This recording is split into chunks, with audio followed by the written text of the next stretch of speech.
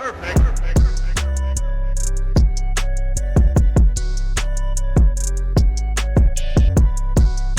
happening, gang? It's your boy Retro back again with another reaction video. Yeah.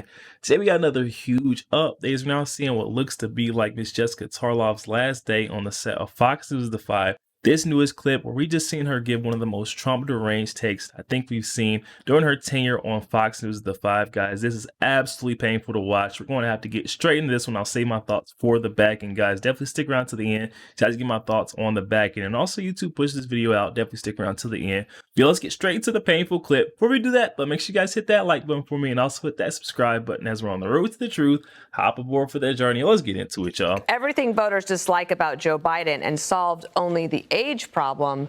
Does that get you to where you want to be in November?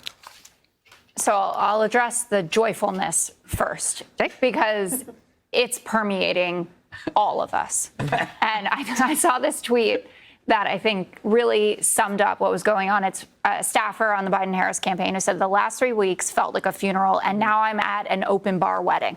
Mm-hmm. And that's how it's going to be for the next 104 days. And that doesn't mean that we're divorced from reality, that the cards aren't stacked against her, that Trump doesn't have an advantage. She was polling behind Joe Biden in the matchups, and most of them on a national scale and in key swing states. And obviously, they're going to have to be very smart about who you pick as VP to try to pick up the state that they're from. But if we're going to lose, we want to go down swinging from that coconut tree or whatever. Like, we are unburdened. We are here living in the context of which we are, where we are, what the passage of time.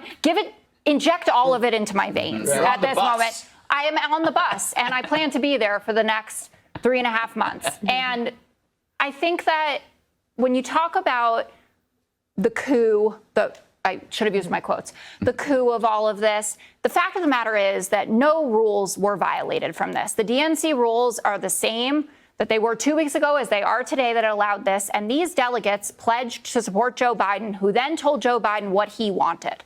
And what he wanted was for them to support Kamala Harris.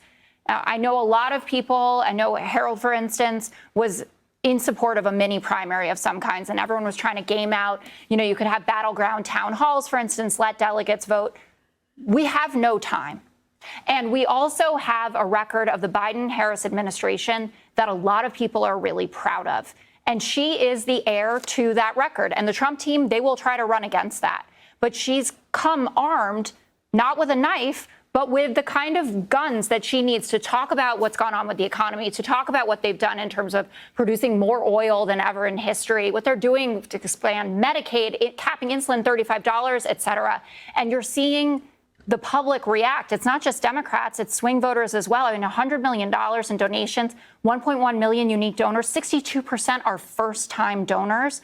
A lot of the big donors, except for one, I think, notably, but are back in. Reed Hastings just gave $7 million. He was one of the first ones to call on Biden to drop out. Should also say that Trump's path to winning was running through getting many more Gen Z voters and many more black voters. The CBS numbers of Gen Z 62 to 37, Kamala advantage, and there were organizing calls for black women and black men. Over 40,000 people were on each of those calls. Got it. We're alive. Okay, so Katie, they have been almost, like today, they're rebranding Kamala as a lifestyle brand. Oh, again. Right? So there's all that. We have a lot more. I mean, we have a lot more to come on the show about all of this, but it's almost as if the Democrats are on this really long flight, and when the meal finally comes, you don't care what it is. You're like this is great, and I'm going to eat all of this and be happy about it. Well, Kamala Harris can't come to this fight with any knives because they used all of those to stab Joe Biden in the back and get him out of the race. And he wanted to continue on to the DNC, but talk was that they were going to change the rules to try and get him off of the ticket and ticket delegates to change their opinions. So that wasn't necessarily a voluntary action by the president. While Kamala Harris was giving her first big speech today, Donald Trump was holding a press call with reporters, and he was going directly after her record on the border. And he specifically said she has been part of a willful demolition of our nation's border and laws. So they're trying to rebrand, and they're doing it successfully with the help of the media, at least in the short term, her as a lifestyle brand or a good personality that people can get behind. The Trump campaign is still very focused on her record as a senator, her record with Joe Biden as his vice president. And that's what they're going to continue to focus on if Donald Trump can be disciplined as he was in the aftermath of the debate. Finally, I would just say that the RNC basically forced them into this position not to have a mini primary because the Republicans were so united after the week in Milwaukee. There's no time. Yeah. There's no time. They don't want to go into their convention not united, especially when there's just a couple of months till the election. There are some pros to Kamala Harris. She's been successful on abortion, getting people out to vote. She's also been very successful of using taxpayer money to register people to vote in a nonpartisan way. So there are some things I'll have to look out for, but the rebrand, they're going to keep focusing on the record. The media I was getting some strong thrill up their leg Obama vibes today from the media. And yesterday, I would say a couple of things are going on. Number one, I remember her first day last time. She had a great speech to open up, and I think President Trump, who was president at the time, commented, he goes, it was pretty strong. She could be formidable. And then she started giving interviews, and she was all over the place when it comes to issues. Where do you stand on fracking? I think I'm against it. Would you spend $10 trillion on a new Green Deal? Sounds good to me. How does that work? Where would the money come from? And it turns out the same thing followed her right into to the Naval Observatory, because her staff was quitting, saying she refuses to read background information, refuses to bone up on policy. But the one thing she's younger. She'll be crisp on the teleprompter. Those are two things that are pretty strong. I thought it's Tony Fabrizio, who is Donald Trump's personal pollster, came out and said, look, she could get momentum and surge past Trump temporarily in the polls. But the thing that's weighing on her is the same thing that's hurting Joe Biden, what President Trump has not budged from. Their policies are bad. It caused inflation, Afghanistan, the border, and also Kamala, we see the Vice President of the United States walking down the steps after coming back from Milwaukee. Go down those stairs. Already she's ahead of the boss. And the last thing I'll say on this is her challenge will be when she sits down for an interview.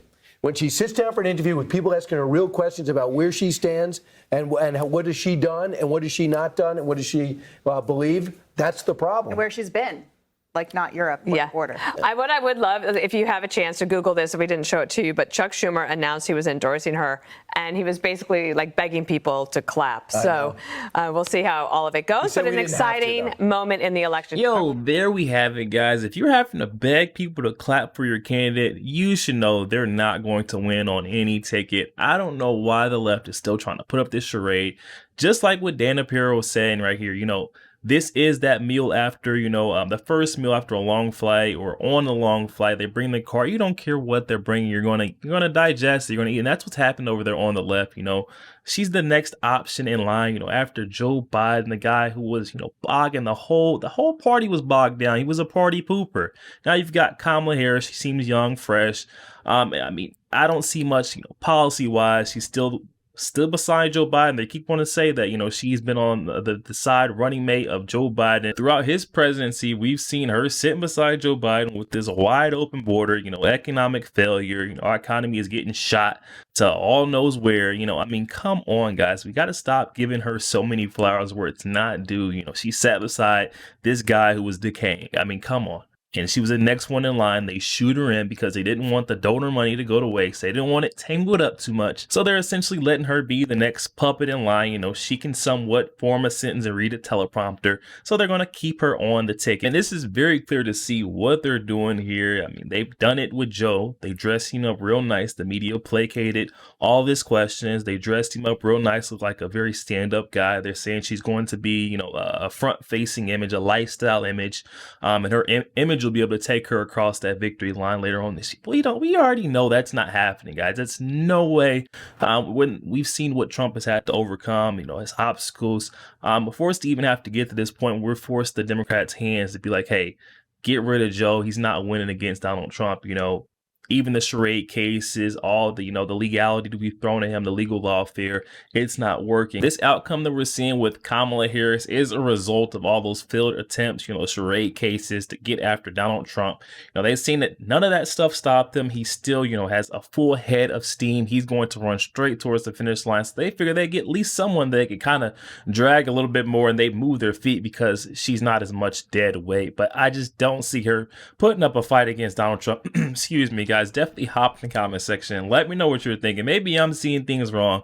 Hop in the comment section. Let me know your thoughts on the topic. Is Kamala Harris fit enough to go toe-to-toe with the man, the myth, the legend, Donald Trump? Guys, hop in the comment section. Let me know your thoughts. Also, make sure you guys hit that share button. Share this out to as many Facebook friends as possible. You guys share the truth. Also, make sure you guys hit that like button. Doesn't cost you one thing. You guys hit that like button for your boy, and also hit that subscribe button as we're on the road to the truth. Hop aboard for the journey. I'll catch you guys on the next week.